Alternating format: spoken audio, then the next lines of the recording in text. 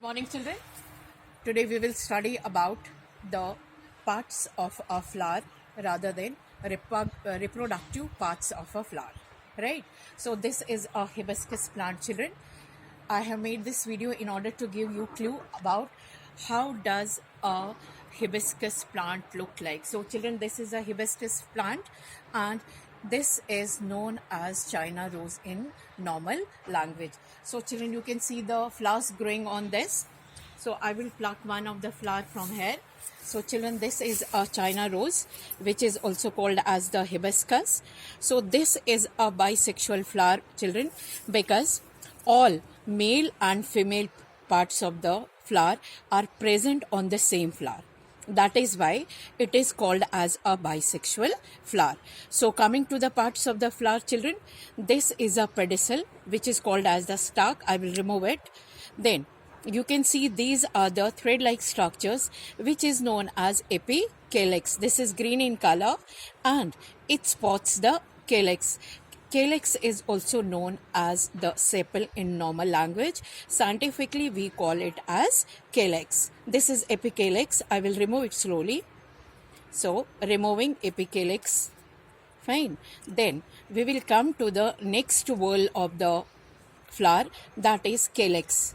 Children, calyx is the scientific name and in normal language, we call it as sepals. These sepals are green in color because they have chlorophyll in them, right? This helps flower to make its food. So this is because of the chlorophyll. They are green in color. In normal language, these are called as sepals, and in scientific language, we call them as calyx, right? So I have removed this. Right, so sepals are green in color. They are green in color because they have chlorophyll and they protect the petals. Now see, children, you can see the petals like this. These are the petals. Okay, I will remove one by one slowly. See, this is the petal. Children, these are the bright and beautiful colored parts of the flower. These petals, their main function is to attract the insects. One by one, I will remove them so that you can see the other parts. So I have removed the petals. Petals is the normal name, and in scientific name, we call them corolla. So the scientific name for these petals is corolla. Now children, I'm left with this part. I will remove this stalk also. I'm left with this part. So children, these are the male and female parts of the flower, right? That is why it is called as a bisexual flower. See, you can see these yellow portions, right? These yellow portions are called as stamen. Stamen is the male reproductive part of the flower. See children, these stamens are yellow in color, as you can see, and they are attached to a thread-like structure, which is called as filament. So in short, we may say that stamen is the male part of the flower.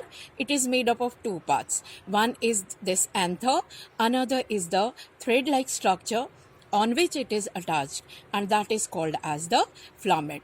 So these anthers are bilobed. That means they have two structures. They contain pollen grain, which is the main male reproductive organ of the flower, right? So I will remove these stamens, children. Slowly, I will remove these stamens. So I have removed the male part of the flower, which I showed you during the class also, right?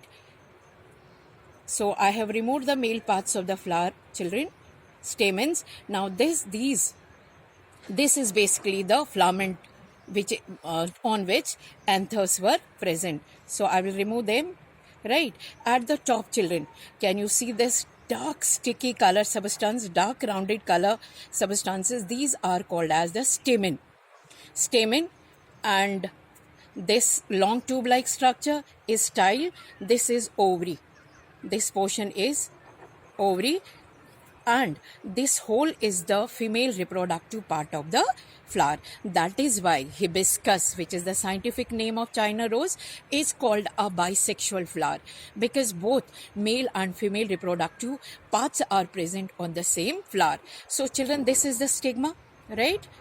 This is sticky in nature, and this is the style, which is a tube-like structure, and this swollen part which you can see, this is called as the ovary. right? So during fertilization, what happens, children? Pollen grains, they come and get stick to this stigma because it is sticky in nature.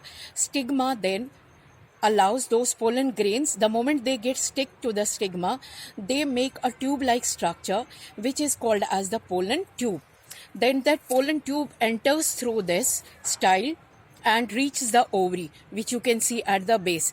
So we cut the ovary. When we will cut it, longitudinal section means upside down, transverse section means horizontal cut.